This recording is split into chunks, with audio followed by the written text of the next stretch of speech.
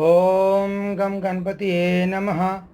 ఓం గుం గురుభ్యో నమః. ఓం ఐం సరస్వత్యై నమః. అరుణానంద స్వామి యూట్యూబ్ ఛానల్ ప్రేక్షక మహాశైలికి నమస్కారం. ప్రియ దివ్యాత్మ స్వరూపులారా, చిన్న సంకీర్తన చేసుకొని మనము ఈరోజు ఎపిసోడ్ కార్యక్రమాన్ని మొదలుపెట్టుకుందాం. హరే రామ రామ రామ హరే హరే, హరే కృష్ణ కృష్ణ కృష్ణ హరే హరే, హరే రామ రామ రామ హరే హరే, హరే కృష్ణ కృష్ణ కృష్ణ హరే హరే. నమ శివాయ నమ శివాయ నమ శివాయ, నమ శివాయ నమ శివాయ నమ శివాయ. ఆంజనేయ ఆంజనేయ ఆంజనేయ పాహి మాం, హనుమంత హనుమంత హనుమంత రక్ష మాం. ఆంజనేయ ఆంజనేయ ఆంజనేయ పాహి మాం, హనుమంత హనుమంత హనుమంత రక్ష మాం. సద్గురునాథ్ మహారాజ్ की జై. ప్రియ దివ్యాత్మ స్వరూపులారా, మనం ప్రకృతి తత్వ విచారణ అనేటువంటి అంశం గురించి మనము చెప్పుకుంటున్నాం. ఈ ప్రకృతి తత్వ విచారణ ఎంత ముఖ్యమైనదో మనము ఈ అఖండ జ్ఞాన మహాయజ్ఞము ప్రారంభించిన లగైతే మనం చెప్పుకొస్తున్నాము. అంటే ఆత్మతత్వ విచారణ ఉండాలి, ప్రకృతి తత్వ విచారణ కూడా ఉండాలి. ఈ రెండిటితో పాటు సాధన చెయ్యాలి. అప్పుడు మనకు మోక్షం లభిస్తుంది. ఈ విషయానికి దీనికి సంబంధించే ఈ ఎపిసోడ్లో మనము మోక్షం పొందడానికి అర్హత మరియు ఉపాయము అనే అంశం గురించి ఈ ఎపిసోడ్లో మనము చర్చించుకుందాం. నేను చెప్పినటువంటి తత్వ విచారణ మరియు సాధన ఎంత అవసరమో, ఎలా అవసరమో అన్నది ప్రమాణపూర్వకంగా ఈవేళ మనము తెలుసుకుందాం. భగవద్గీతలో 13వ అధ్యాయము క్షేత్రజ్ఞ విభాగ యోగం. ఈ విభాగ యోగంలో ఈ విషయాలన్నీ చెప్పబడ్డాయి. అందులో ఒక శ్లోకంలో కృష్ణ పరమాత్మ ఇలా చెప్తున్నారు: ఇతి క్షేత్రం తదా జ్ఞానం జ్ఞేయం చోక్తం సమాసతః, మద్భక్త ఏతద్విజ్ఞాయ మత్భావాయోపపద్యతే.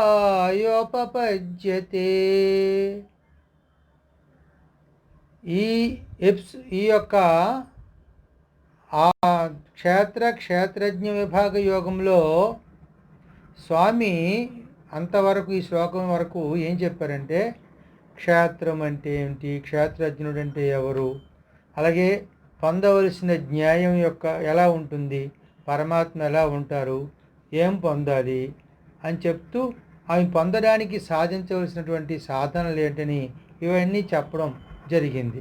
జ్ఞాన లక్షణాలు ఇవన్నీ చెప్పి ఈ శ్లోకం చెప్పారనమాట. ఈ శ్లోకంలో ఏం చెప్పారు? ఇతి క్షేత్రం తదా జ్ఞానం జ్ఞేయం చోక్తం సమాసతః. క్షేత్రము గురించి, అలాగే జ్ఞానము గురించి, మరియు పొందవలసిన జ్ఞేయం,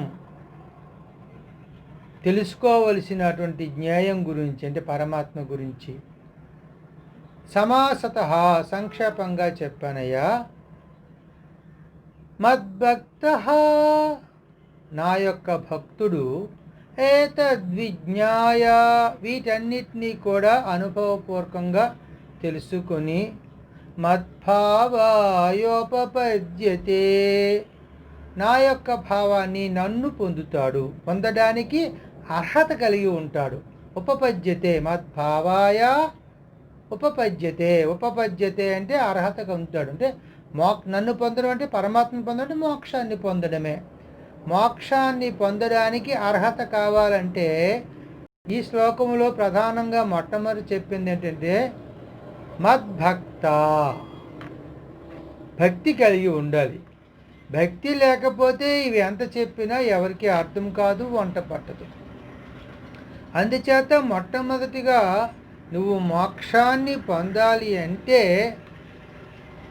భగవంతుని యందు, గురువు యందు, లేక ఇష్టదైవ మంత్రము యందు పరిపూర్ణమైన భక్తి, శ్రద్ధ, నమ్మకము ఇవన్నీ కలిగి ఉండాలి.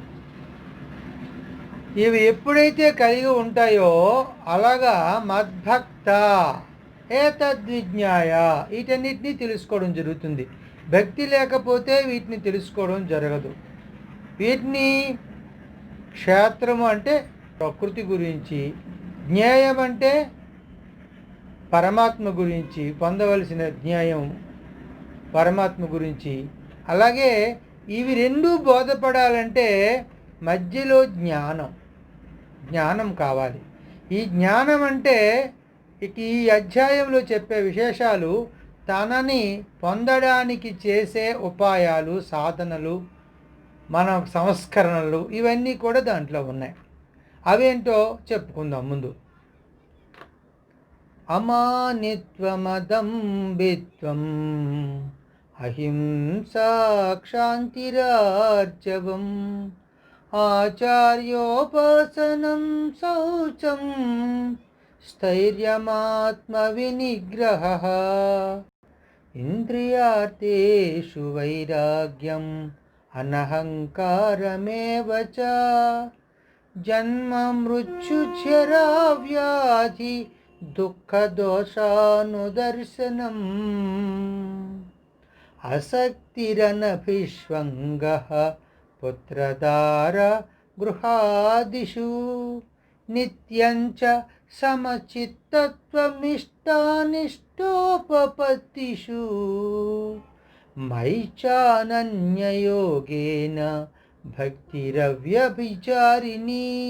వివిక్తదేశసేవిత్వం అరతిర్జన సంసది అధ్యాత్మజ్ఞాననిత్యత్వం తత్వజ్ఞానార్థదర్శనం ఏతజ్ఞానమితి ప్రోక్తం అజ్ఞానమథతోన్యదా. ఇందు 5 శ్లోకాల్లో కృష్ణ పరమాత్మని పొందడానికి మనం పాటించవలసినటువంటి, అనుసరించవలసినటువంటి జ్ఞాన లక్షణాలని మనకి తెలియజేయడం జరిగింది. అవేంటో కొంచెం సంక్షిప్తంగా చెప్పుకుందాం. అమానిత్వం, తనను తాను పొగడుకోకుండా ఉండడం, తాను గొప్పవాడిననే భావన లేకుండా ఉండడం, ఇది జ్ఞాన లక్షణం. అమానిత్వం, అదంబిత్వం. అదంబు అంటే డాంబికం, గొప్పలకు పోకూడదనమాట. తాను గొప్పవాడిననే అంటే కపటం లేకుండా ఉండాలి. అదంబిత్వం, అహింస, త్రికరణ శుద్ధిగా ఎవరికి కూడా బాధ కలిగించకూడదు. ఏ ప్రాణికి కూడా మనస్సుతో కానీ, చేతులతో కానీ, మాటలతో కానీ ఎవరికి కూడా బాధ కలిగించకుండా ఉండడమే అహింస. క్షాంతి, ఓర్పు కలిగి ఉండాల. ఆర్జవం, రుజుత్వం అన్నమాట. రుజుత్వం అంటే నువ్వు మనస్సులో ఏదైతే అనుకుంటున్నావో, తలుచుకుంటున్నావో, ఆలోచిస్తున్నావో దానినే నోటితో చెప్పాలి. అలా నోటితో చెప్పిన దాన్నే చేతులతో ఆచరణ చేయాలి. దీన్ని త్రికరణ శుద్ధి అంటారు, రుజుత్వం అంటాం. మనసులో ఒకటి తలుచుకొని నోటితో ఒకటి చెప్పి చేతల్లో ఇంకొకటి ఉంటే అది వక్ర బుద్ధి అవుతుందన్నమాట. అహింసా క్షాంతిరార్జవం ఆచార్యోపాసనం శౌచం. ఆచార్యోపాసన, గురువుని ఆశ్రయించాలి, అతనికి సేవ చేయాలి, గురు సేవ చేయాలి.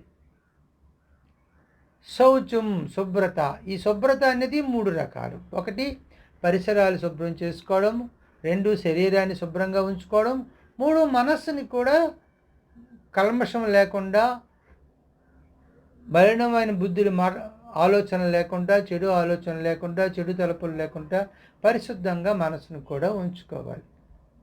దీన్ని శౌచం. ఆచార్యోపాసనం శౌచం స్థైర్యమాత్మ వినిగ్రహ. స్థైర్యం, స్థిరత్వంగా ఉండాలి. ఆధ్యాత్మిక మార్గంలో అడుగుపెట్టిన తర్వాత నేను పొందవలసింది ఇదే, నేను చేరవలసిన గమ్యము ఇదే అని స్థిరంగా ఉండాలన్నమాట. ఆత్మ వినిగ్రహ, మనస్సుని పూర్తిగా తన కంట్రోల్లో నియంత్రించుకొని ఉండాలి. ఇంద్రియార్థేషు వైరాగ్యం. ఇంద్రియార్థములు అంటే శబ్ద, స్పర్శ, రూప, రస, గంధాలు, పంచ జ్ఞానేంద్రియాలకి ఈ పంచ తన్మాత్రలైనటువంటి ఈ విషయాలు, పంచ విషయాలు, ఈ విషయాల మీదని వైరాగ్యం కలిగి ఉండాలి. ఇంద్రియార్థేషు వైరాగ్యం అనహంకారమేవచ. అహంకారం అస్సలు ఉండకూడదు. నేను ఈ శరీరాన్ని అనే భావనే అహంకారం, ఇది లేకుండా ఉండాలి. జన్మ మృత్యు జరా వ్యాధి దుఃఖ దోషానుదర్శనం. అనుదర్శనం, దుఃఖాలు మనకి జన్మ మృత్యు జర వ్యాధి. జన్మ అంటే పుట్టడం, మృత్యు అంటే చనిపోవడం, జర అంటే ముసలితనము, వ్యాధులు అంటే జబ్బులు. వీటి వలన కలుగుతున్నటువంటి బాధలని మాటిమాటికి జ్ఞాపకంలో ఉంచుకోవాలి. ఇలా జ్ఞాపకంలో ఉంచుకోవడం కూడా అది జ్ఞాన లక్షణమే. పుట్టడము కష్టాలతోటి ఉన్నది, బాధలతో ఉన్నదే అనే భావన మనకు ఉన్నప్పుడు పుట్టకుండా ఏం చేయాలో, ఏ విధంగా సాధన చేయాలో ఆ ప్రయత్నం చేస్తాం అన్నమాట. అంచేతని ఇవన్నీ కూడా గుర్తుపెట్టుకోవడం కూడా, వీటి వలన కలుగుతున్న బాధలని గుర్తుంచుకోవడం కూడా ఒక జ్ఞాన లక్షణం అన్నమాట. అసక్తిరనభిష్వంగ పుత్రదార గృహాదిషు. పుత్రులు అలాగంటే పిల్లలు, భార్య, గృహం అంటే ఇల్లులు మొదలగు వీటని, ఆస్తులు పాస్తులు వీటన్నిటి మీదని ఆసక్తి లేకుండా ఉండాలి. అనవిశ్వంగ అంటే సహచర్యం ఉండకుండా ఉండాలి. సహచర్యము అంటే భార్య పిల్లలకి ఏదైనా మంచి కానీ చెడు కానీ, సుఖము కానీ దుఃఖము కానీ సంభవించినప్పుడు అది తనకే సంభవించినట్లుగా తల్లడిల్లిపోకూడదు. కానీ కర్తవ్యం చేయాలి. వాళ్ళ కష్టాల్లో ఉన్నప్పుడు తన తాలూకా విధి ఎంతవరకు అయితే ఉందో, తాను ఎంతవరకు అయితే చేయగలరో వాళ్ళ బాధలను పోగొట్టడానికి తన ప్రయత్నం చేయాలి. కానీ కలత చెందిపోయి తల్లడిల్లిపోకూడదు. దీన్నే అనభిష్వంగ అంటారు. అనభిష్వంగ అంటే సహచర్యం లేకుండా ఉండాలి. అసక్తిరనభిష్వంగ పుత్రదార గృహాదిషు నిత్యంచ సమచిత్తత్వమిష్టానిష్టోపపత్తిషు. నిత్యము కూడా సమభావం కలిగి ఉండాలి. వేటి యందు ఇష్టమైనది కలిగినా, ఇష్టము లేనిది కలిగినా, మంచి జరిగినా చెడు జరిగినా, దేనినైనా సుఖ దుఃఖాల్లో, లాభ నష్టాల్లో, ప్రతి విషయంలో కూడా సమభావాన్ని నిత్యము, ఇష్టమైనది కలిగినా ఇష్టం లేనిది కలిగినా సరే సమభావాన్ని కలిగి ఉండాలి. ఇది జ్ఞాన లక్షణం. మై చానన్యయోగేన భక్తిరవ్యభిచారిణి. మై నాయందు అనన్యయోగేన అంటే ఇంకొక దాని మీదకి మరలకుండా, ఇంకొక దాని మీద, ఇంకొక ప్రాపంచిక వస్తువు మీదకి వెళ్ళిపోకుండా తన ఒక్కరి దాని యందే, ఒక్క పరమాత్మ యందే మనస్సు నిలబడి ఏకాగ్ర బుద్ధి కలిగి ఉండాలి. మై అనన్యయోగము అంటాం. మై చానన్యయోగేన భక్తిరవ్యభిచారిణి. అవ్యభిచారిణి భక్తి చలించిపోకూడదు. ఇతర ప్రాపంచిక వస్తువుల మీదకి చలించిపోకుండా భక్తి పరమాత్మ యందే ఉండాలి. పరమాత్మ యందే మనసు ఏకాగ్ర చిత్తంతో ఉండాలి. ఎలా ఉంటుంది? జ్ఞాన లక్షణం అన్నమాట. వివిక్త దేశ సేవిత్వం అరతిర్జన సంసది. వివిక్త దేశ సేవిత్వం అంటే ఏకాంత ప్రదేశంలో ఉండాలంటే తనకు ప్రతిబంధకము కానటువంటి ప్రదేశంలో ఏ అడ్డులు తనకు కలగకూడదు తన సాధనకి. అలాంటి ప్రదేశంలో ఉండాలి. వివిక్త దేశ సేవిత్వం, జనాల మధ్యన ఉన్నా తనకెవరు ఆటంకం కలిగించకపోతే అది వివిక్త దేశమే, ఏకాంత ప్రదేశమే. తనకు ఆటంకం కలిగించినటువంటి ప్రతిబంధకము కానటువంటి ప్రదేశంలో ఉండాలి. అలా ఉంటే అది జ్ఞాన లక్షణం. అరతి జన సంసది, జన సమాహములందు అరతి అంటే ఆసక్తి లేకుండడం. నా వెనకాల 10 మంది తిరగాలి, నన్ను పొగుడుతూ ఉండాలి, అందరూ నా చుట్టూ తిరుగుతూ ఉండాలి అనే భావన ఉండకూడదు. జన సమూహాలు నాకు కావాలి అనే భావన ఉండకూడదు, గొప్పలకు పోకూడదు అన్నమాట. అంచేత ఇది కూడా జ్ఞాన లక్షణం. అధ్యాత్మ జ్ఞాన నిత్యత్వం తత్వజ్ఞానార్థ దర్శనం. నిరంతరము కూడా ఆధ్యాత్మిక నిష్ట, ఆత్మనిష్టలో ఉండాలి. అధ్యాత్మ జ్ఞాన నిత్యత్వం, నిత్యము ఆత్మనిష్టలోనే పరమాత్మ భావనలోనే ఉండాలి. అలా ఉంటుంది జ్ఞాన లక్షణం. తత్వజ్ఞానార్థ దర్శనం. తత్వజ్ఞానార్థ దర్శనం, తత్వజ్ఞానము యొక్క గొప్ప ప్రయోజనాన్ని, ఉపయోగాన్ని ఎప్పుడూ తెలుసుకుని ఉండాలి. తత్వజ్ఞానం ఎందుకు తెలుసుకోవడం వల్ల ఉపయోగం ఏమిటి అంటే, మనకి వశిష్ఠ మహర్షి యోగ వాసిష్టంలో శ్రీరామచంద్రుడికి ఒక మాట చెప్తారు. అత్రాహారార్థం కర్మ కుర్యాదనింద్యం కుర్యాదాహారం ప్రాణ సంరక్షణార్థం ప్రాణాత్ సంధార్య తత్వజిజ్ఞాసనార్థం తత్వం జిజ్ఞాస్యం ఏన భూయో న జన్మ అని చెప్పారు. అత్రాహారార్థం కర్మ కుర్యాదనింద్యం. ఆహార సంపాదన కోసం పనులు చేయాలి, అవే కర్మలు. ఆ పనులు ఎలాంటి పనులు చేయాలి? అనింద్యమైన పనులు చేయాలి, ఆక్షేపణీయము కానటువంటి ధర్మ మార్గమైనటువంటి పనులు చేయాలంటే ధర్మ మార్గంలో తన సంపాదన ఉండాలి. అత్రాహారార్థం కర్మ కుర్యాదనింద్యం కుర్యాదాహారం ప్రాణ సంరక్షణార్థం. మరి ఆహారాన్ని ఎందుకయ్యా తీసుకోవాలంటే ప్రాణ సంరక్షణార్థం, ప్రాణాలని నిలబెట్టుకోవడం కోసం ఆహారాన్ని తీసుకోవాలి. కానీ మనం ఏం చేస్తాము? తినడం ఎందుకయ్యా అంటే ప్రాణాలు జీవించడానికి. జీవించడం ఎందుకంటే తినడానికి. అంచేత తినడం కోసం మనం జీవించడం కాదు, మనము జీవించడం కోసమే తినాలి అని చెప్పారన్నమాట. ప్రాణాత్ సంధార్య తత్వ జిజ్ఞాసనార్థం. మరి ప్రాణాలు ఎందుకయ్యా నిలబెట్టుకోవాలంటే తత్వాన్ని తెలుసుకోవడం కోసం. మరి తత్వం ఎందుకు తెలుసుకోవాలి? తత్వం జిజ్ఞాస్యం ఏన భూయో న జన్మ. తత్వం ఎందుకు తెలుసుకోవాలంటే ఇక మరి జన్మ లేకుండా చేసుకోవడం కోసం. అది ప్రయోజనం. తత్వజ్ఞానార్థ దర్శనం అంటే మరి ఇంక జన్మ లేకుండా మనం చేసుకోవడం కోసమే తత్వాన్ని తెలుసుకోవాలి. ఏంటి ఆ తత్వము? ఆత్మతత్వము, ప్రకృతి తత్వము. ఈ రెండు కూడా క్షుణ్ణంగా మనము తెలుసుకోవాలన్నమాట. ఇప్పుడు మనము ఈ 5 శ్లోకాల ద్వారా తెలుసుకున్నటువంటి జ్ఞాన లక్షణాలని పెంపొందించుకుంటే మనకు తెలిసేది క్షేత్రం గురించి, జ్ఞేయం గురించి తెలుస్తుంది. ఎప్పుడు భక్తిని కలిగి ఉన్నప్పుడు. అంటే మోక్షాన్ని పొందడానికి అర్హత ఏమిటంటే ఈ శ్లోకంలో చెప్పింది ఏంటి? ఇతి క్షేత్రం తథా జ్ఞానం జ్ఞేయం చోక్తం సమాసతః.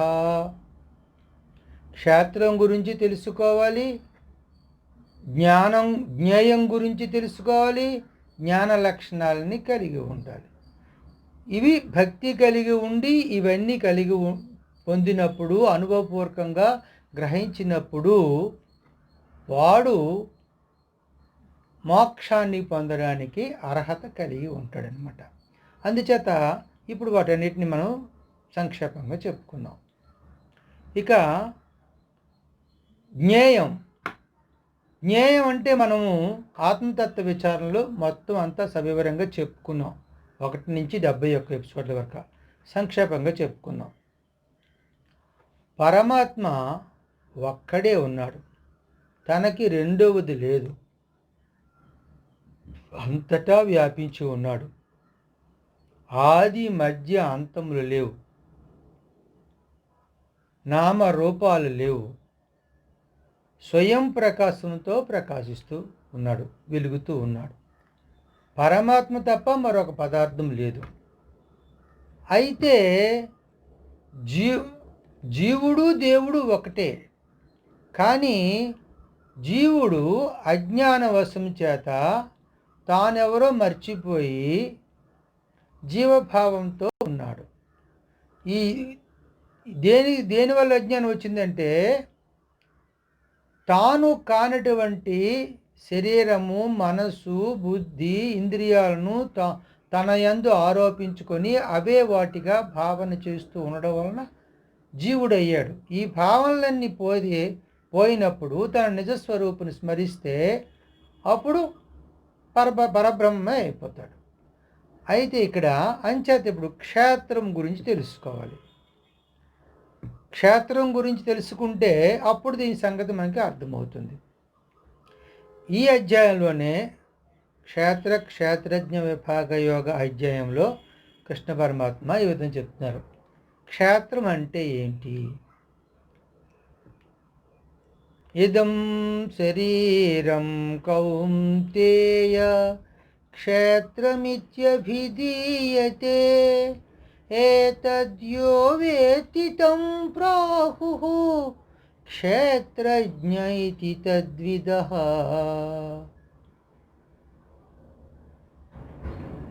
ఇదం శరీరం, ఈ శరీరమే క్షేత్రమిత్యభిధీయతే, క్షేత్రమని చెప్పబడుతుంది. ఈ శరీరమే క్షేత్రం. ఏతద్యో వేత్తి తం ప్రాహుః క్షేత్రజ్ఞ ఇతి తద్విదః. ఈ శరీరం లోపల ఉండి దీనిని ఎవరైతే తెలుసుకుంటున్నాడో ఆ తెలుసుకునేవాడే క్షేత్రజ్ఞుడు. క్షేత్రము శరీరము క్షేత్రము, శరీరాన్ని తెలుసుకునేవాడు క్షేత్రజ్ఞుడు. మన తాలూకా ఆధ్యాత్మిక సాధన అంతా కూడా ఈ 2 మాటల్లోనే ఉంది. క్షేత్రము, క్షేత్రజ్ఞుడు. ఈ 2 మాటల్ని చక్కగా మనం అర్థం చేసుకుంటే మనము కృతకృత్యులు అయిపోయినట్టే. దానికోసమే ఈ ఎపిసోడ్ స్పెషల్గా మనము చెప్పుకుంటున్నాం. అయితే క్షేత్రం అంటే ఒకే శరీరమేనా? కాదు, మొత్తం చెప్పారు. మహాభూతాన్యహంకారో బుద్ధిరవ్యక్తమేవ చ ఇంద్రియాని దశైకంచ పంచచేంద్రియగోచరాః ఇచ్ఛాద్వేషం సుఖం దుఃఖం సంఘాతశ్చేతనా ధృతిః ఏతక్షేత్రం సమాసేన సవికారముదాహృతం.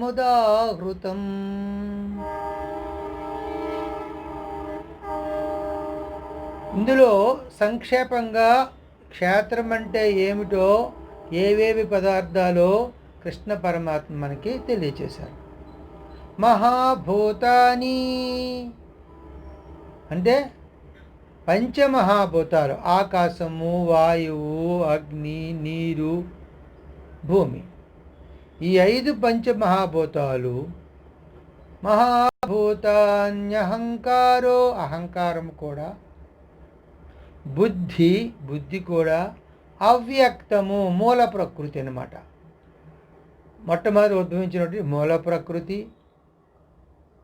బుద్ధిరవ్యక్తమేవ చ ఇంద్రియాని దశైకంచ. 11 ఇంద్రియాలు. ఏ ఇంద్రియాలు? కర్మేంద్రియాలు 5, జ్ఞానేంద్రియాలు 5, మనస్సు కూడా ఇంద్రియమే. మొత్తం ఇవన్నీ కలిపితే 11 ఇంద్రియాలు. ఇంద్రియాని దశైకంచ పంచచేంద్రియ గోచరా. ఈ ఇంద్రియాలకి విషయాలు ఉన్నాయి. ఏమిటవి? శబ్ద, స్పర్శ, రూప, రస, గంధాలు. పంచ జ్ఞానేంద్రియాలకి పంచ తన్మాత్రలు అన్నమాట. ఇవి ఇంద్రియ గోచరా, పంచచేంద్రియ గోచరా. ఇవి కూడా క్షేత్రమే. ఇచ్ఛ అంటే ఈ జీవుడు ఏర్పడిన తర్వాత వీడికి కొన్ని లక్షణాలు ఉంటాయి శరీరానికి. ఇవి కూడా క్షేత్రంలో భాగం.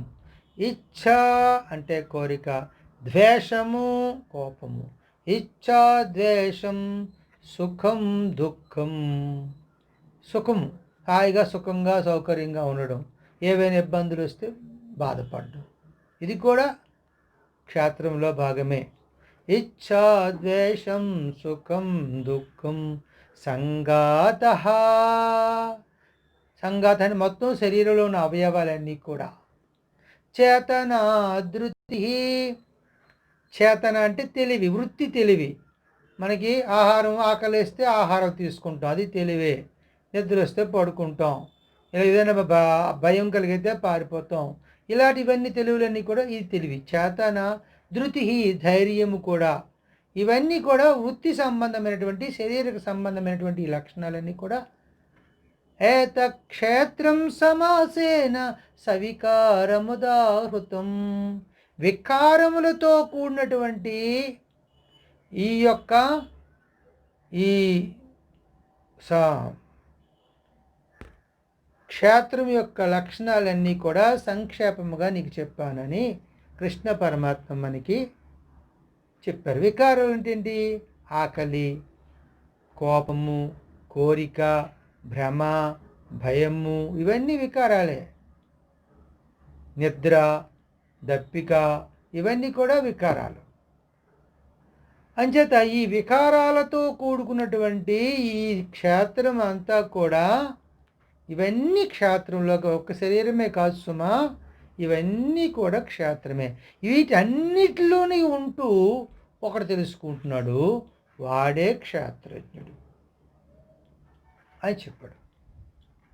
అయితే ఇక్కడ ఒక విషయాన్ని మనం గమనించాలి. కృష్ణ పరమాత్మ ఇవన్నీ ఎలా ఏర్పడ్డాయి అని చెప్పాడు.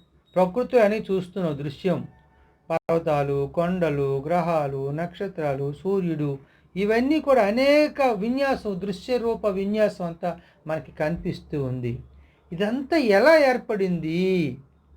మనం ప్రకృతి తత్వ విచారం చెప్పుకుంటున్నాం. ఏ విధంగా జరిగింది? దానికి కృష్ణ పరమాత్మ మనకి ఈ అధ్యాయంలో చెప్తారు. యావత్ సంజాయతే కించిత్ సత్వం స్థావర జంగమం క్షేత్ర క్షేత్రజ్ఞ సంయోగాత్ తద్విద్ధి భరతర్షభ. యావత్ సంజాయతే కించిత్ సత్వం. మొత్తం ఏవేదైతే కనబడుతున్నాయో, కనబడుతున్న ప్రతి వస్తువు కూడా కించిత్ సత్వం, ప్రతి చిన్న వస్తువు కూడా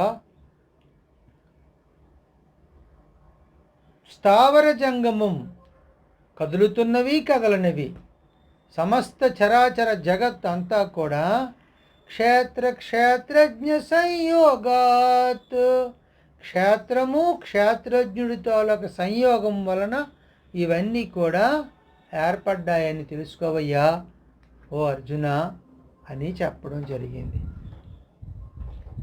ఈ సృష్టి అంతా కూడా క్షేత్రము క్షేత్రజ్ఞుడితో సంయోగంతో జరిగింది తప్ప పరమాత్మకి ఇందులో ఏమీ సంబంధం లేదు. అందుకే అంటారు, మయాధ్యక్షేన ప్రకృతి శూయతే సచరాచరం హేతునానేన కౌంతేయ జగద్విపరివర్తతే. మయాధ్యక్షేణ, నన్ను అధ్యక్షునిగా చేసుకుని ఈ ప్రకృతి, ఈ జగత్ అంతటిని తన పని తాను చేసుకుని ఈ సృష్టిని తనకు తానే చేసుకుంటుంది. క్షేత్రము క్షేత్రజ్ఞుడు రెండు ప్రకృతిలో భాగమే. అవి తన పని అవి చేసుకుంటున్నాయి, నాకేం సంబంధం లేదు. ఎలాగంటే ఒక అయస్కాంతం ఉంది, అయస్కాంతము అక్కడ ఉంటుంది. ఒక ఇనప గుండు కానీ ఇనప సూది కానీ మనం పెడితే ఈ సూది కదులుతుంది. అంటే దాని శక్తికి ఇది కదులుతుంది తప్ప కర్తృత్వ భావం మాత్రం అయస్కాంతానికి లేదు. ఈ అయస్కాంతంతో ఒక ప్రభావం చేత ఇనప సూది ఎలాగైతే కదులుతుందో, పరమాత్మ యొక్క ప్రభావం చేత ఈ ప్రకృతి తన పని తాను చేసుకుంటుంది, తన సృష్టి తానే చూసుకుంటుంది అన్నమాట. అంచేత ఇందులో పరమాత్మకి కర్తృత్వం ఏమీ కూడా లేదు. దీనిని మనము అర్థం చేసుకోవాలంటే మరి కొంచెం ముందుకు వెళ్ళాల్సి ఉంది. అదేమిటంటే పరమాత్మ 3 అంశాల్లో వ్యక్తమవుతూ ఉంది. దానిని అవగాహన చేసుకోవాలి.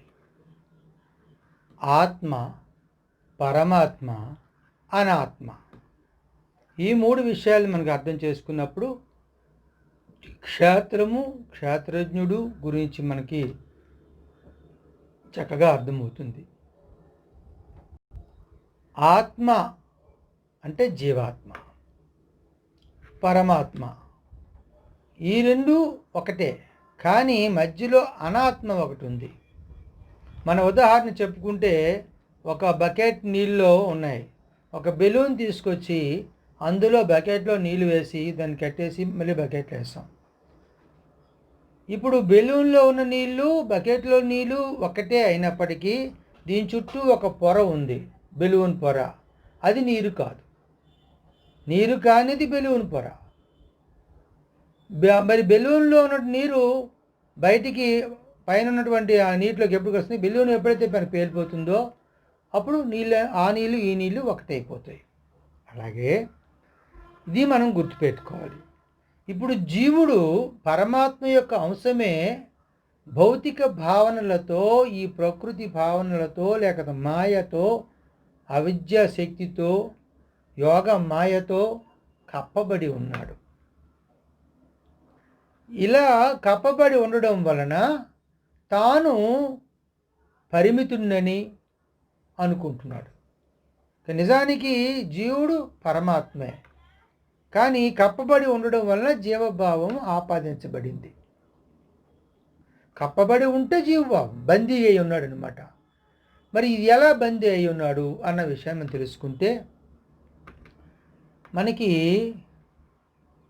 కృష్ణ పరమాత్మ మనకి 15వ అధ్యాయంలో చెప్తారు.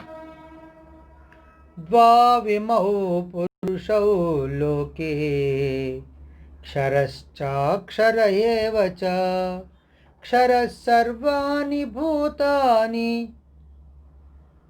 కూటస్థోక్షర ఉచ్యతే. ఇద్దరు పురుషులు ఉన్నారు అని ముందు చెప్పారు. ద్వావిమౌ పురుషౌ లోకే, వాళ్ళు ఎవరంటే క్షరశ్చాక్షర ఏవ చ, క్షరుడు అక్షరుడు.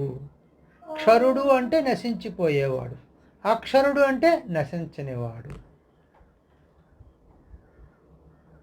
ద్వావిమౌ పురుషౌ లోకే క్షరశ్చాక్షర ఏవ చ క్షరః సర్వాణి భూతాని కూటస్థోక్షర ఉచ్యతే.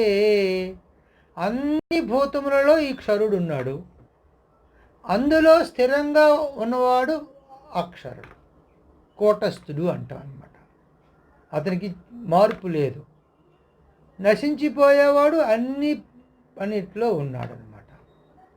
ఇది చెబుతూ తర్వాత శ్లోకం చెప్తాడు. ఉత్తమ పురుషస్త్వన్యః పరమాత్మేత్యుదాహృతః యో లోకత్రయమావిశ్య బిభత్యవ్యయ ఈశ్వరః. ఈ ఇద్దరి కంటే ఉత్తమమైన పురుషుడు. ఉత్తమ పురుషస్త్వన్యః పరమాత్మేత్యుదాహృతః, వీరిద్దరి కంటే ఉత్తమమైన వాడిని పరమాత్మ అంటారు. ఉత్తమ పురుషుడు అంటాం. పురుషోత్తముడు అతనే పరమాత్మ అని చెప్పబడుతుంది. యో లోకత్రయమావిశ్య బిభర్త్యవ్య ఈశ్వర, ఈ లోకాలన్నిటినీ కూడా వ్యాపించి వీటన్నిటినీ భరిస్తూ పోషిస్తూ ఉన్నాడు. అతడు పరమాత్మ. అన్నిట్లో అంతటా వ్యాపించి తాను లేని ప్రదేశం అంటూ కూడా అక్కడ లేదు, తాను లేని చోటే లేదు. ఆ విధంగా వ్యాపించి ఉన్నాడు, అన్నిటినీ పోషిస్తూ భరిస్తూ ఉన్నాడు. అతడే పరమాత్మ అని చెప్పాడు. ఇది ఈ విషయాన్ని అర్జునుడికి కృష్ణుడు చెప్పాడు. మరి ఆంజనేయుడికి శ్రీరాముడు కూడా ఆత్మతత్వ జ్ఞానాన్ని చెప్పారు. ఆత్మతత్వ జ్ఞానాన్ని చెప్పేటప్పుడు ఆయన ఏం చేశారంటే, ఈ విషయం చెప్పేటప్పుడు ఒక ఆకాశ ఉదాహరణ తీసుకున్నాడు. ఆకాశాన్ని ఈ 3 విషయాలు చెప్పడం కోసమే. ఆకాశ ఉదాహరణలో ఆకాశస్య యదా భేదః దృశ్యతే త్రివిధం నభః దృశ్యతే త్రివిధం మహాన్. ఆకాశస్య యదా భేదస్దృశ్యతే మహాన్ జలాశయే మహాకాశః తదవచ్ఛిన్న ఏవ హి ప్రతిబింబాఖ్యమపరం దృశ్యతే త్రివిధం నభః. ఆకాశస్య యదా భేదః దృశ్యతే మహాన్. ఆకాశములో 3 భేదాలు కనబడుతున్నాయి ఈ దృశ్యం చూడడానికి. ఏమిటవి? జలాశయే మహాకాశః తదవచ్ఛిన్న ఏవ హి, అంతటా వ్యాపించి ఉన్నటువంటి ఆకాశము ఒకటి. జలమునందు అవచ్ఛిన్నమై అంటే వ్యాపించి పరిమితమై ఉన్నటువంటి ఆకాశము. జలమునకు పరిమితమైన ఆకాశము ఒకటి. ఇక్కడ జలము అంటే మనము నీటి బుడగ అని తీసుకోవాలి. నీటి బుడగలో ఏముంటుంది? దాని చుట్టూ నీరే ఉంటుంది. అలాగే నీటి బుడగ లోపల వ్యాపించి ఉన్న పరిమితమై అవచ్ఛిన్నమై బుడగ అంతటా కూడా లోపల ఆకాశమే ఉంది. ఆకాశం అంటే ఖాళీ ప్రదేశం.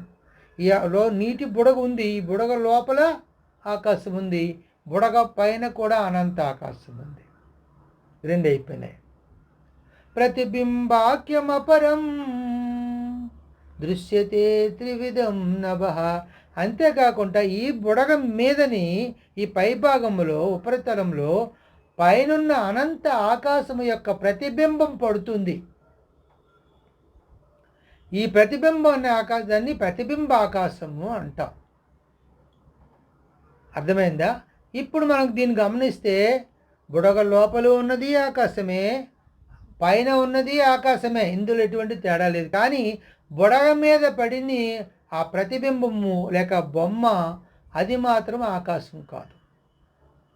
ఆకాశం యొక్క ప్రతిబింబము అది. దీన్ని అర్థం చేసుకుంటే మనకు అంతా అర్థమవుతుంది. 3 విధాలు అన్నమాట. ఈ ఆకాశం ఎలాగైతే బుడగ లోపల వ్యాపించి ఉన్న ఆకాశము, అనంత ఆకాశము, బుడగ మీద ప్రతిబింబించిన ఆకాశం, అలాగే ఆత్మ లేక చైతన్యము కూడా, పరమాత్మ కూడా 3 స్థాయిల్లో 3 రూపాలుగా మనకి దర్శనమిస్తుంది. 1 బుద్ధ్యవచ్ఛిన్న చైతన్యమేకం పూర్ణమతాపరం అభాసస్వపరం బింబభూతమేవం త్రిదాచితి. ఇక్కడ బుద్ధి అని చెప్పారు. బుద్ధి అవచ్ఛిన్న చైతన్యము. బుద్ధి అంటే ఇందా చెప్పుకున్నాం, క్షేత్రం అంటే ఇవన్నీ చెప్పుకున్నాం. పంచమహాభూతాల కానించి మూల ప్రకృతి దగ్గర నుంచి అన్నీ కూడా, అందులో కూడా బుద్ధి కూడా ఉంది. మహాభూతాన్యహంకారో బుద్ధిరవ్యక్తమేవచ్చ అన్నాడు. అంటే బుద్ధి. ఈ బుద్ధిని ఇక్కడ చెప్పారు. బుద్ధి అంటే మొత్తం వీటన్నిటికీ కూడా లీడర్, నాయకుడు, వీటన్నిటికీ కుటుంబ పెద్ద అన్నమాట. కుటుంబ పెద్దని చెప్తే ఆ కుటుంబం అందరి గురించి చెప్పినట్టే లెక్క. అలాగే వీటన్నిటికీ లీడర్, నాయకుడిని చెప్తే మొత్తం ఆ టీం అందరికీ చెప్పినట్టే లెక్క. ఆ విధంగా ఈ యొక్క ప్రకృతి లేక క్షేత్రానికి అంతటికీ కూడా లీడర్ ఎవడంటే బుద్ధి. ఈ బుద్ధిలో వ్యాపించి ఉన్నటువంటి అవచ్ఛిన్నమైనటువంటి బుద్ధి అనేది బుడగ. అంటే ఈ క్షేత్రం అనేది బుడగ. క్షేత్రం అనేది బుడగ, గుర్తుపెట్టుకోండి. ఈ క్షేత్రం అనే బుడగ అంటే బుద్ధి అవచ్ఛిన్న అని బుద్ధి అని లీడర్ చెప్పాడు. ఇదంతా బుద్ధిది అనమాట. ఆ లోపల, క్షేత్రము లోపల వ్యాపించి ఉన్నటువంటి చైతన్యము అంతటా వ్యాపించి, ఏకం పూర్ణమదాపరం, అంతటా వ్యాపించి ఉన్నటువంటి ఆది మధ్యాంతమైనటువంటి చైతన్యం. ఇది అది ఒకటే.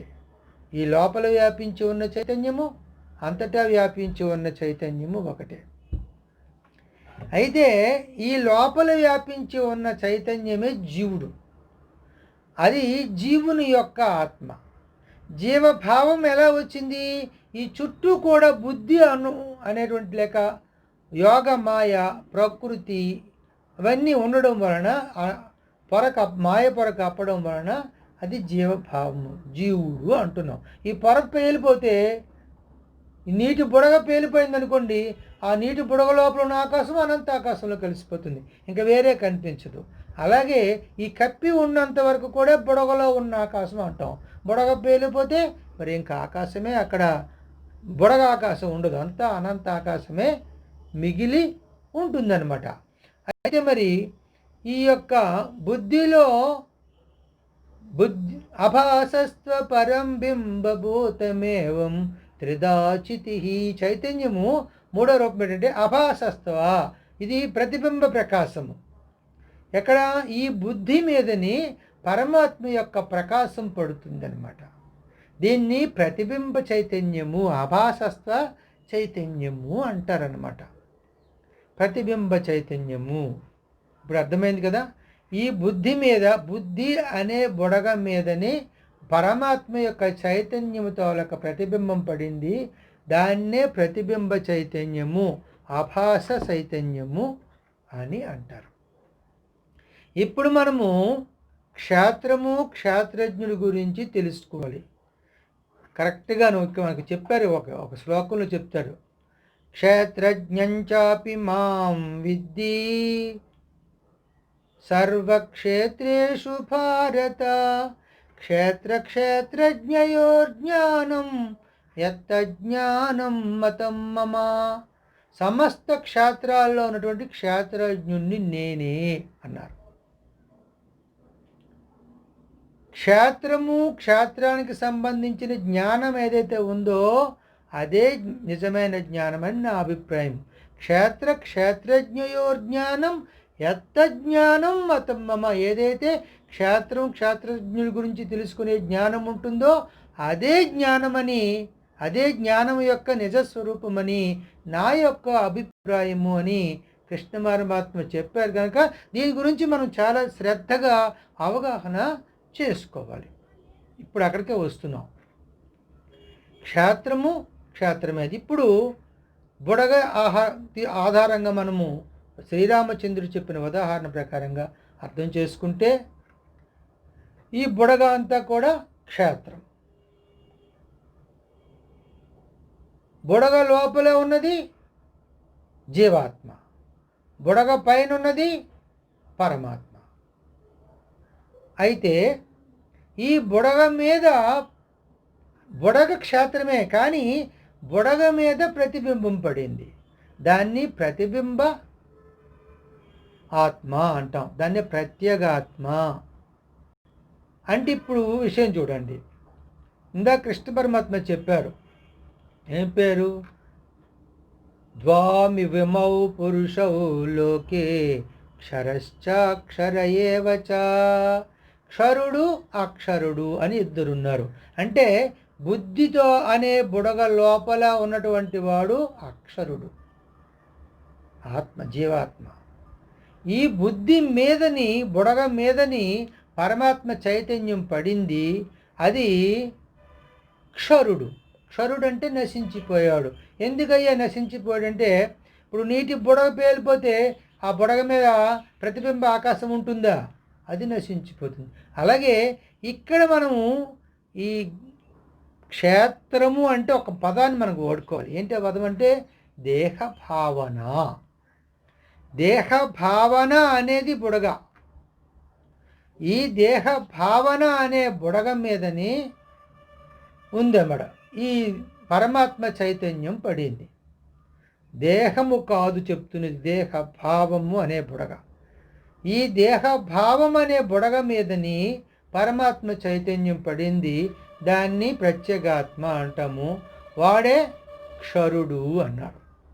బుడగ పేలిపోతే దేహ భావం పోతే ఇంకా ఈ ప్రత్యేగాత్మ ఉండదు, ప్రతిబింబాత్మ ఉండదు.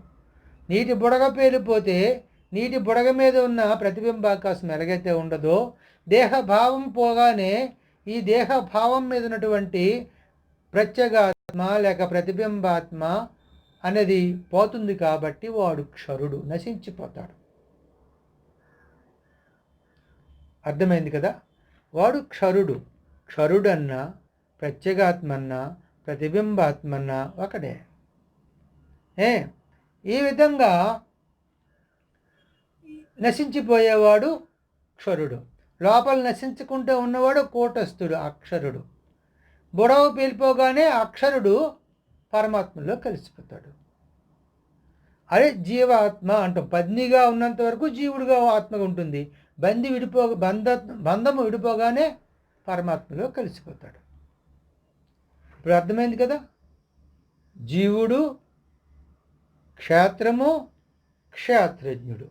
క్షేత్రం అంటే బుడగ, క్షేత్రజ్ఞుడు అంటే బుడగ మీద ప్రతిబింబము. ఇక్కడే అస్సలైన విషయం ఉంది. ఇక్కడ ఏం చెప్పారు? ఇదం శరీరం కౌంతేయ క్షేత్రమిత్యభిధీయతే ఏతద్యో వేతి తం ప్రాహు క్షేత్రజ్ఞ ఇది తద్విదః. ఈ శరీరం, ఇదంతా కూడా ఈ శరీరమే క్షేత్రము. అంటే దేహ భావనే క్షేత్రము. ఈ దేహ భావనని ఎవడైతే తెలుసుకుంటున్నాడో వాడు క్షేత్రజ్ఞుడు. క్షేత్రము క్షేత్రజ్ఞుడు. అందుకే కృష్ణ పరమాత్మ ఒక మాట చెప్తారు.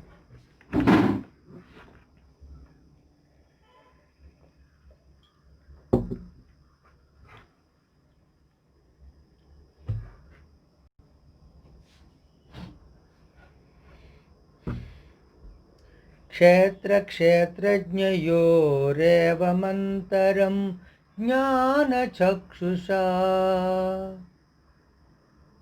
భూతప్రకృతిమోక్షంచ ఏ విదుర్యాంతి తే పరం.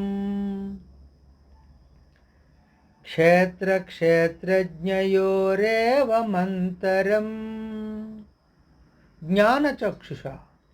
జ్ఞాన నేత్రముతో ఈ రెండింటికి తేడా. ఏ రెండింటికి? క్షేత్రము క్షేత్రజ్ఞుడికి తేడాని తెలుసుకోవాలి. వాటి గురించి సవివరంగా అర్థం చేసుకోవాలి. క్షేత్రం అంటే దేహ భావన, క్షేత్రజ్ఞుడంటే ఈ దేహ భావన మీదని ప్రతిబింబాత్మ, ప్రత్యేగాత్మ, క్షరుడు. క్షరుడు వీడు తెలుసుకుండు, వీడే క్షేత్రజ్ఞుడు. అంటే ఏమైంది? క్షేత్రజ్ఞుడన్నా క్షరుడన్నా ప్రత్యేగాత్మన్నా ప్రతిబింబాత్మన్నా ఒకడే, నశించిపోయేవాడు. దేహ భావనని తెలుసుకుంటున్నవాడు.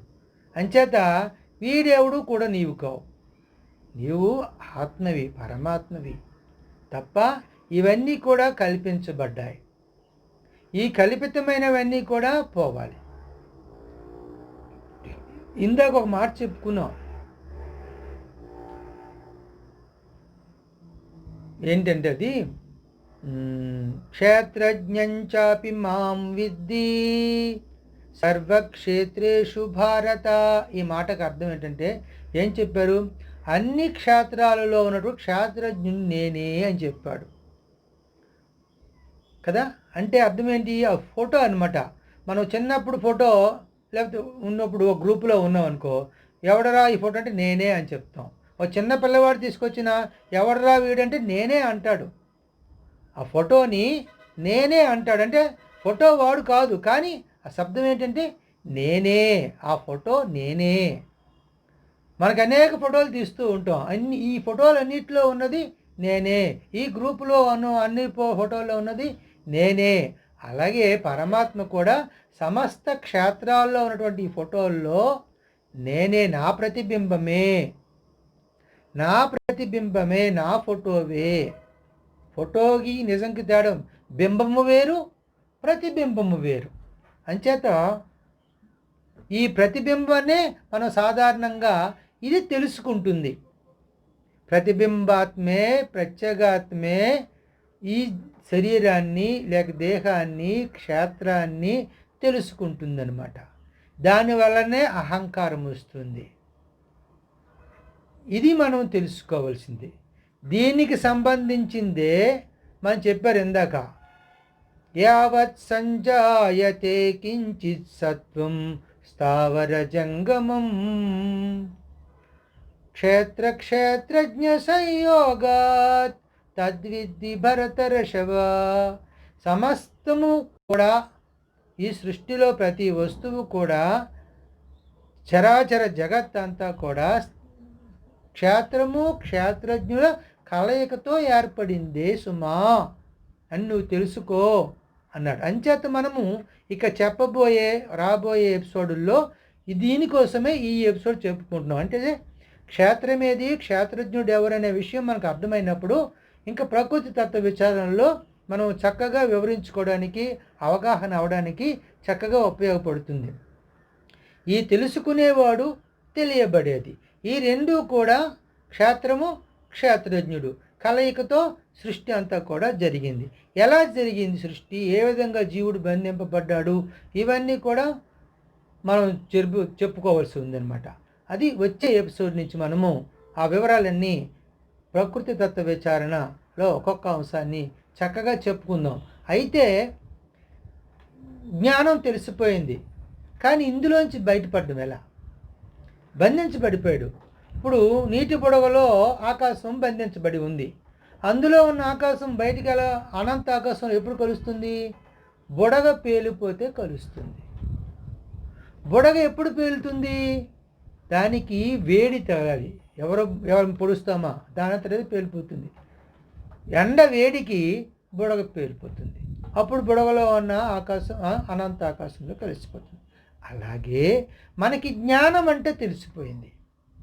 ఏది క్షేత్రము, ఎవరు క్షేత్రజ్ఞుడు అన్నది గురుదేవుల అనుగ్రహం వలన, శివానంద స్వామి వారి అనుగ్రహం వలన, శ్రీకృష్ణ పరమాత్మ అనుగ్రహం వలన మనం తెలుసుకున్నాం ఇంతవరకు.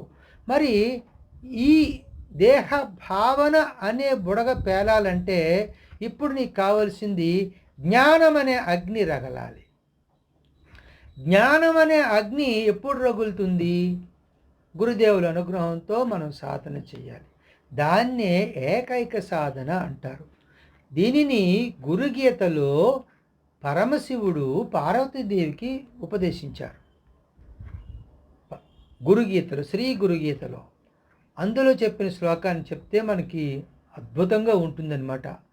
మన అజ్ఞానం అంతా పోతుంది, మోక్షం వస్తుంది. మోక్షం పొందడానికి ప్రధానమైన ఉపాయమే ఇదనమాట.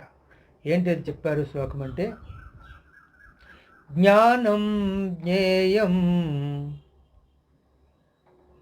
జ్ఞేయం సర్వం ప్రతీతంచ జ్ఞానం చ మన ఉచ్యతే. జ్ఞేయం జ్ఞానం జ్ఞేయం సమం కుర్యానాన్యః పంథా అద్వితీయకః. జ్ఞేయం సర్వం ప్రతీతంచ. జ్ఞేయం అంటే తెలుసుకోబడేది, జ్ఞానం అంటే తెలుసుకుంటుండేది. ఈ తెలియబడేది, తెలుసుకుంటున్నది, ఈ రెండూ కూడా మనస్సే. జ్ఞేయం ఏదైతే ఉందో కనబడుతున్నది దృశ్య ప్రపంచం, దాన్ని మనం ప్రకృతి అంటున్నాము, క్షేత్రము అనుకున్నాం. జ్ఞేయం సర్వం ప్రతీతంచ జ్ఞానంచ మన ఉచ్యతే. జ్ఞానం జ్ఞానం అంటే తెలుసుకునేది. ఎవడు తెలుసుకునేవాడు? క్షేత్రజ్ఞుడు.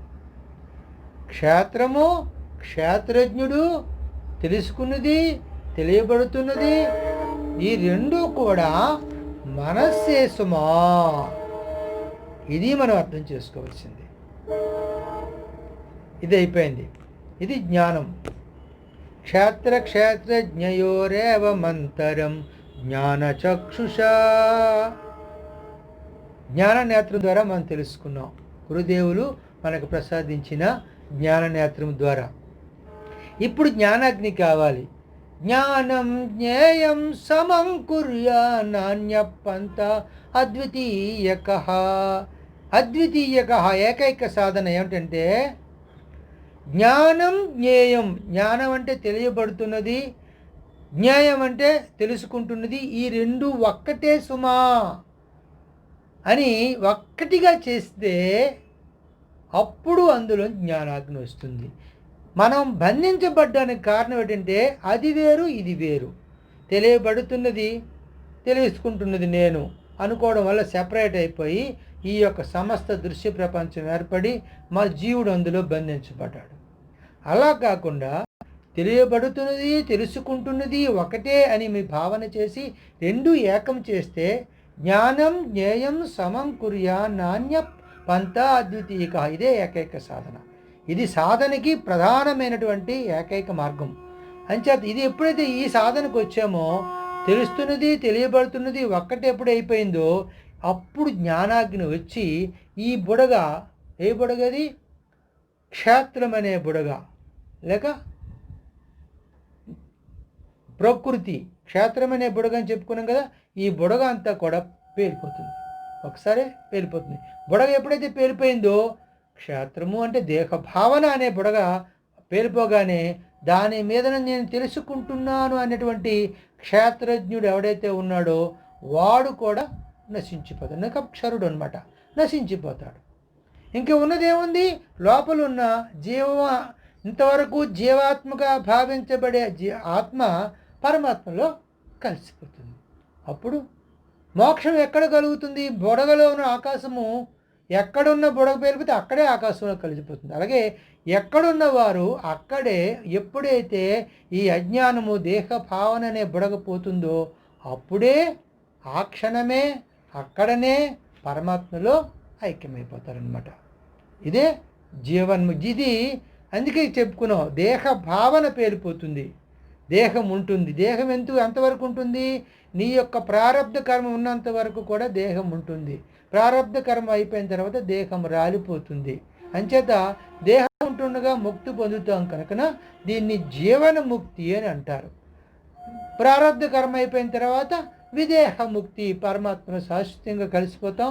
ఇక జన్మ అంటూ కూడా ఉండదు. తత్వ జ్ఞానార్థ దర్శనం చెప్పుకున్నాం కదా. మనం ఒక శ్లోకం, తత్వం జిజ్ఞాస్యం ఏన భూయోన జన్మ. మరి ఇక తత్వం ఎందుకు తెలుసుకోవాలంటే ఇక జన్మ లేకుండా చేసుకోవడం కోసమని మనకి వశిష్ఠ మహర్షి వశిష్ఠ గీతలో యోగ వాసిష్టంలో మనకి చెప్పడం జరిగింది. అంచేత ఈ విధంగా మనము ముందుకు మనము శరీరం అంటున్నాం, తనువు అంటాం. ఈ శరీరం అంటే ఏమిటి? క్షేత్రము. తనువు అంటే క్షేత్రం. మరి మన లోపల ఒక మనస్సు ఉంది. మనం తెలుసుకుంటున్నాం. దేని ద్వారా తెలుసుకుంటున్నాం? మనస్సు ద్వారా తెలుసుకుంటున్నాం. కాబట్టి మనస్సుని ఏమనొచ్చు మనము? క్షేత్రజ్ఞుడు. ఈ శరీరంలో ఉండి ఎవరైతే తెలుసుకుంటున్నాడో వాడే క్షేత్రజ్ఞుడు అని చెప్పుకున్నాం. అంటే మనస్సు క్షేత్రజ్ఞుడు. ఇప్పుడు మనం చెప్పుకున్నటువంటి ఈ భావాలన్నింటికి కలిపి ఒక పాట రాయడం జరిగింది. దాన్ని చెప్పుకుందాం. తన్నువా అది క్షేత్రమే మనసా అది క్షేత్రజ్ఞుడే తనువా అధిక్షేత్రమే మనసా అధిక్షేత్రజ్ఞుడే సుజ్ఞానము కలుగగనే తొలగేను కదా ఈమెను తొలగేను కదా ఈమెను తనువా అధిక్షేత్రమే.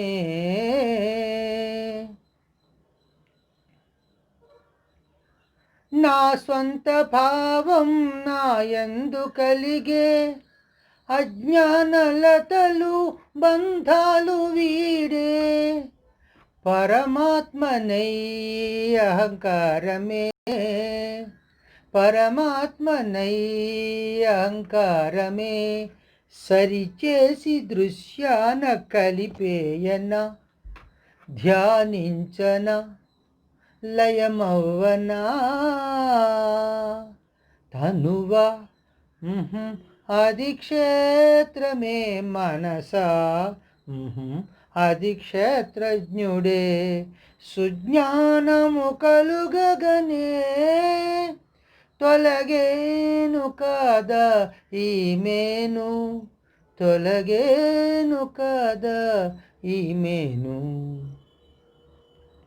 ఆ సాధనే ఈ నరజన్మ లక్ష్యం గురుసేవ మోక్షమును ఇచ్చిందిలే బ్రహ్మైక్యమై మరులూరించనా బ్రహ్మైక్యమై మరులూరించనా నిస్వార్థ భావాలు పండించనా లాలించనా పాలించనా తనువా అధిక్షేత్రమే మనసా అధిక్షేత్రజ్ఞుడే సుజ్ఞానము కలుగగనే తొలగేను కదా ఈమెను తొలగేను కదా ఈమెను.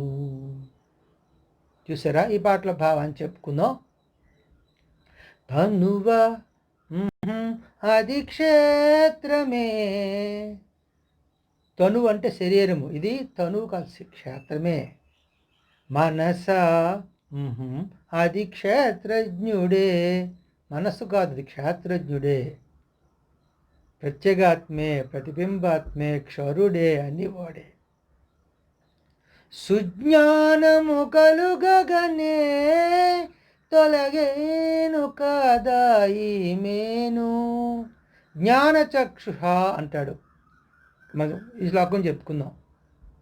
క్షేత్ర క్షేత్రజ్ఞయోరేవమంతరం జ్ఞానచక్షుషా భూత ప్రకృతి మోక్షంచ ఏ విదుర్యాంతి తే పరం. క్షేత్ర క్షేత్రజ్ఞుతో ఒక భేదాన్ని జ్ఞాన నేత్రంతో ఎవరైతే తెలుసుకుంటారో, ఎవరైతే భూత ప్రకృతి మోక్షంచ ఈ యొక్క భూతములన్నీ ఏర్పడడానికి సృష్టి జరగడానికి కారణమైనటువంటి విషయాన్ని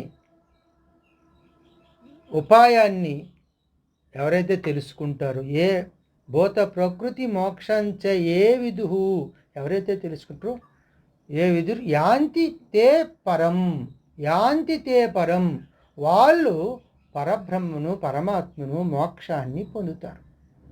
చాలా స్పష్టంగా కృష్ణ పరమాత్మ చెప్పారు. దీన్ని ఎవరు పట్టుకోవటంలే. క్షేత్రము క్షేత్రజ్ఞుడి గురించి చక్కగా ఈ విధంగా అవగాహన చేసుకుని ఈ ప్రకృతి తత్వ విచారణ చేసి ఎలా ఏర్పడింది అంతా కూడా తెలుసుకుంటే, క్షేత్రము క్షేత్రజ్ఞ సంయోగంతో ఎలా ఏర్పడింది తెలుసుకుంటే, అలా ఎవరైతే తెలుసుకుంటారో వాళ్ళకి మోక్షం వస్తుంది, వాళ్ళు మోక్షాన్ని పొందుతారు, పరమాత్మని పొందుతారు అని స్పష్టంగా కృష్ణ పరమాత్మ చెప్పడం జరిగింది. అందుకనే ఆత్మతత్వ విచారణే కాకుండా ప్రకృతి తత్వ విచారణ కూడా తప్పకుండా తెలుసుకోవాలి అన్నమాట. అందుకే ఈ అరుణానంద స్వామి యూట్యూబ్ ఛానల్ ద్వారా సమగ్రంగా చెప్పడానికి ప్రయత్నము చేయడం జరుగుతుంది. ఇకపోతే సుజ్ఞానము కలుగగనే. జ్ఞానం జ్ఞానచక్షుష మనం నేర్చుకుంటే తెలుసుకుంటే తొలగేను కాదా ఈ మేను. మేను అంటే శరీరము. ఈ శరీర భావన తొలగిపోతుంది. శరీర భావన క్షేత్రము క్షేత్రజ్ఞంతో ఒక భేదాన్ని జ్ఞాననేత్రం ద్వారా ఎప్పుడైతే తెలుసుకున్నామో ఈ శరీర భావన పోతుంది. శరీర భావన పోగానే క్షేత్రజ్ఞుడు కూడా క్షరుడు కూడా ప్రత్యేగాత్మ కూడా పోతాడు. లోపల ఉన్న జీవాత్మ పరమాత్మలో ఐక్యమైపోతుంది. తొలగేను కదా ఈ మేను. అప్పుడు ఏం కలుగుతుంది? నా సొంత భావం నా యందు కలిగే. నా సొంత భావం పరమాత్మే నా సొంత భావం. అప్పుడు దేహభావం పోగానే నా స్వస్వరూప భావం నాకు కలిగింది. అజ్ఞానలతలు బంధాలు వీడే. ఇంతవరకు నేను అజ్ఞానమనే భవబంధాల్లో చిక్కుకున్నా. ఎప్పుడైతే నాకు క్షేత్రజ్ఞ భేదం తెలిసిపోయిందో, జ్ఞాననేత్రం ఏర్పడిందో, మొత్తం ఇవన్నీ కూడా పోయినాయి. పరమాత్మనై అహంకారమే సరిచేసి దృశ్యాన కలిపేయనా. నేను పరమాత్మని అయిపోయిన తర్వాత ఎలాగయ్యానంటే అహంకారం అంటే తెలుసుకునేవాడు అహంకారం, తెలియబడుతున్నది దృశ్యం. ఈ రెండు పరమాత్మనై అహంకారమే సరిచేసి దృశ్యాన కలిపేయన ధ్యానించన లయమౌవనా. ఈ పదాలకు అర్థం చూడండి ఎంత బాగుందో. పరమాత్మలో ఐక్యమైపోవడానికి, పరమాత్మగా అయిపోవడానికి చేయవలసింది ఏంటంటే అహంకారం అంటే మనస్సు, తెలుసుకుంటున్నది, తెలియబడుతున్నది దృశ్యము. పరమాత్మనై అహంకారమే సరిచేసి దృశ్యాన కలిపేయన. దృశ్యముతో తెలుసుకుంటుందాన్ని కలిపేశాం. అహంకారాన్ని కల్పిస్తే ఏమైంది? అప్పుడు ధ్యానం కుదురుతుంది. అంతవరకు ధ్యానం కుదరదు. ధ్యానంలో ప్రధానంగా చేసే పని ఇది. ఇష్టదైవాన్ని నీలో తెలుసుకుంటున్నది ఏదైతే ఉందో దీన్ని కలిపేస్తున్నాం. అలా కలిపితే అప్పుడు ధ్యానం. ధ్యానించన, ధ్యానం పరాకష్ట లయమవ్వనా, లయమైపోయాం. ఈ సాధన చెయ్యాలి. ఇదే సాధన. ఆ సాధనే ఈ నర జన్మ లక్ష్యం. అదే ఏకైక సాధన. జ్ఞానాన్ని జ్ఞేయాన్ని కలపడమే ఏకైక సాధన. తెలుసుకుంటున్నదాన్ని తెలియబడుతుందని కలపడమే ఏకైక సాధన. ఆ సాధనే ఈ నర జన్మ లక్ష్యం. గురుసేవ మోక్షమును ఇచ్చిందిలే. ఈ సాధన నీకు పట్టుబడాలంటే గురుసేవ చేయాలి. గురువు చెప్పినట్లు నడుచుకోవాలి. అంచేత గురువుతో ఒక భావ శుశ్రూష అంటాం. అంగ శుశ్రూష, స్థాన శుశ్రూష, ఆజ్ఞా శుశ్రూష. చెప్పినట్లు వినాలి, గురుసేవ చేయాలి. తర్వాత గురు భావాన్ని అనుసరించి నడుచుకుంటే దాన్ని గురుసేవ. గురుసేవే మోక్షాన్ని, గురుసేవే మోక్షాన్ని ఇచ్చిందిలే. అంచేత బ్రహ్మైక్యమై మరులూరించనా. పరమాత్మలో అయిపోయిన తర్వాత ఇంకంతా ప్రేమమయమే, ద్వేషం ఎక్కడ ఉండదు. పరమాత్మనై మరులూరించన నిస్వార్థ భావాలు పండించన. ఇంకా స్వార్థం అన్నది మచ్చుకి కూడా ఉండదు. ఎందుకంటే తానే అంతా అన్నీ అయినప్పుడు ఇంక స్వార్థం ఎక్కడ? వేరే తనకు వేరుగా మరొకటి ఏది కనిపించదు కనుకన, లేదు కనుకన ఇంక స్వార్థం అనే పదమే ఉండదు. ఇంకా నిస్వార్థ భావాలు పండించన లాలించన పాలించన తనువా అది క్షేత్రమే మనస అది క్షేత్రజ్ఞుడే సుజ్ఞానము కలుగగనే తొలగేను కదా ఈ మేను తొలగేను కదా ఈ మేను. చూసారా చక్కగా మనం ఇప్పుడు చాలా అత్యద్భుతమైనటువంటి ఎపిసోడ్ ఇది.